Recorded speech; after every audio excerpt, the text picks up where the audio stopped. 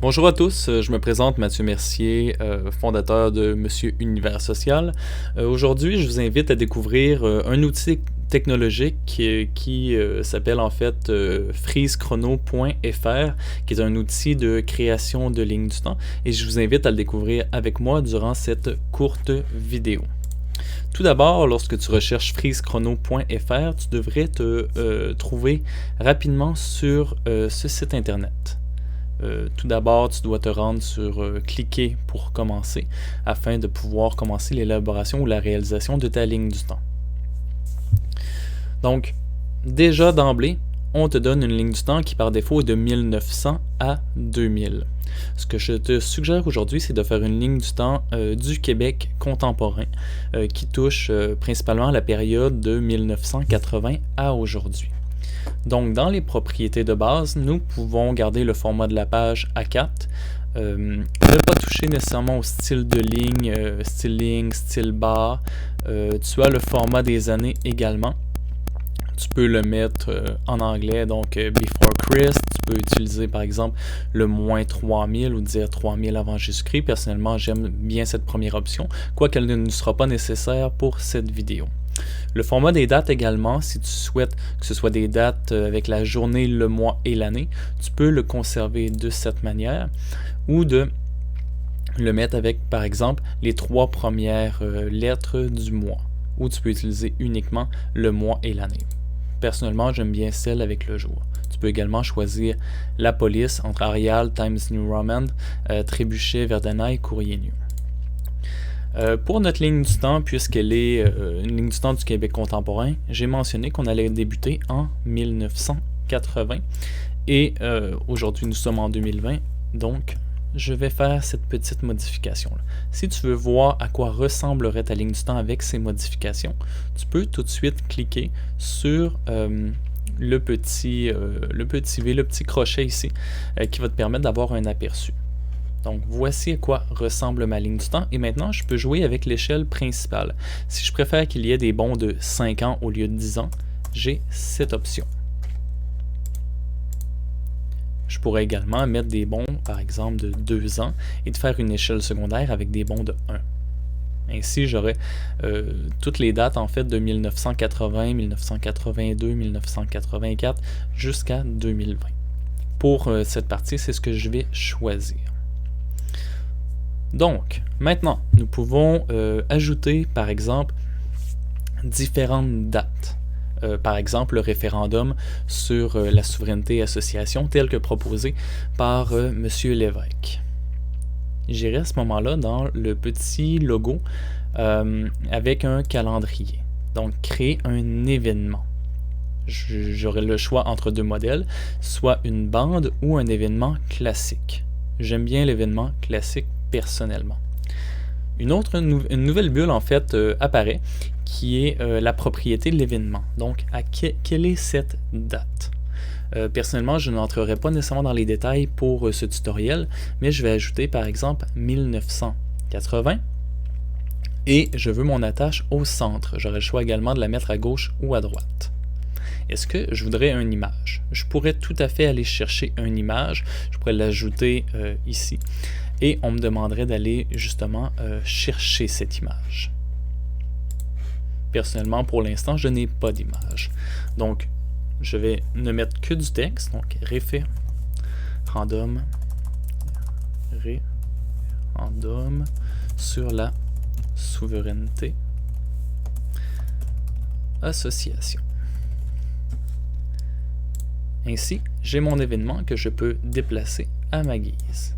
Puisque ma ligne du temps, on voit ici qu'il y a un tout petit problème, mon événement sort de la ligne du temps. Ce que je pourrais faire à ce moment-là, en sélectionnant ma bande originale, je vais reculer un tout petit peu en mettant 1970. Et voilà, c'est beaucoup mieux. Mon événement, j'aime beaucoup freezechrono.fr parce que je peux situer en fait la hauteur de mon événement.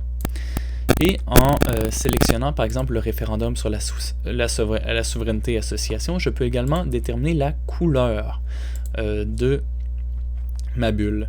Donc, dans le cas d'une ligne du temps, peut-être que travailler avec les aspects de société, je pourrais déterminer qu'un événement politique, par exemple, pourrait être de couleur bleue, alors qu'un événement économique pourrait être de couleur verte. Ça pourrait être une idée envisageable. Pour sélectionner la couleur, tu dois tout d'abord sélectionner ton événement en cliquant et ensuite d'aller chercher la couleur du fond. Et par exemple, j'avais mentionné bleu. Je peux aller chercher un bleu juste ici. Et je désélectionne. Et donc, j'ai mon événement. À partir de ce moment-là, ce serait simple d'ajouter de nombreux éléments touchant par exemple le statut politique du Québec contemporain. Je pourrais parler par exemple également d'un point de vue économique de l'accord de libre-échange nord-américain. Je pourrais ajouter également des périodes. Alors des événements qui ont été échelonnés par exemple sur plusieurs périodes, plusieurs années. Nous pourrions ajouter par exemple les années où M. Trudeau était à la tête du pays. Et pour ce faire, à ce moment-là, j'irai chercher une période. Est-ce que je voudrais une période classique ou une période à bande? Et donc, je pourrais, par exemple, sélectionner une période. On pourrait parler également... on pourrait choisir un événement, par exemple...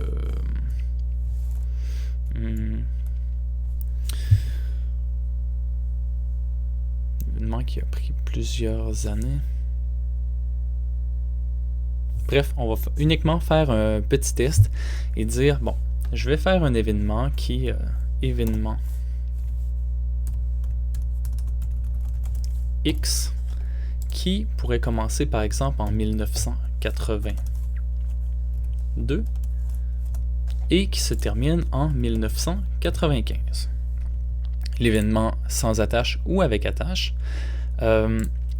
Puis la hauteur de cet événement, on pourra y revenir tout à l'heure. Donc mon événement X qui s'est déroulé de 1982 à 1995, je pourrais jouer avec la hauteur de l'événement, donc un peu plus épais. Je pourrais aller également sélectionner la couleur.